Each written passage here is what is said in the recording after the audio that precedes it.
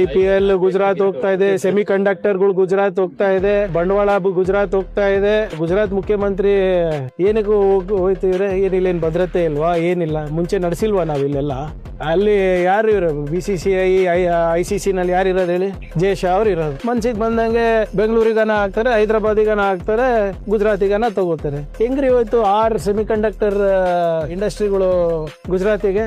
ಬಂಡವಾಳ ಹೆಂಗ್ರಿ ಗುಜರಾತಿಗೆ ಹೋಗ್ತಾ ಇದೆ? ಬಹಳ ಸ್ಪಷ್ಟವಾಗಿ ನಾವು ಸಬ್ಸಿಡಿಗೆ ಅರ್ಜಿ ಹಾಕ್ಬೇಕಾದ್ರೆ ಕಂಪನಿಗಳಿಗೆ ಚಾಯ್ಸ್ ಕೊಡ್ತಾರೆ, you are first preferred destination ಅಂತ. ಕರ್ನಾಟಕ ಅಂತ ಬರೆದ್ರು ಕೂಡ, ತಮಿಳ್ನಾಡು ಅಂತ ಬರೆದ್ರು ಕೂಡ ಗುಜರಾತಿಗೆ ಹೋಗ್ತದೆ ಹೆಂಗೆ?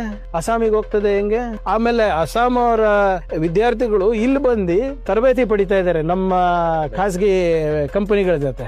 ಅಂದ್ರೆ ಎಕೋಸಿಸ್ಟಮ್ ಇರೋದು ಅಲ್ಲೂ ಹೋಗ್ಲಿ, ಬೇಡ ಅಂತಿಲ್ಲ. 30-40 ವರ್ಷದಿಂದ ನಾವು ಕಟ್ಟಿದೀವಿ ಸ್ವಾಮಿ ಇದು, ಈ ಎಕೋಸಿಸ್ಟಮ್ನ, ಈ ವಾತಾವರಣವನ್ನ. ಅಂದ್ರೆ ಏನ್ ಮಾಡೋದ? ಮ್ಯಾಚು ಹೈಜಾಕ್ ಅವ್ರೆ, ಬಂಡವಾಳನೂ ಹೈಜಾಕ್ ಅವ್ರೆ. ನಡೀತಾ ಇದೆ, ನಡೀಲಿ.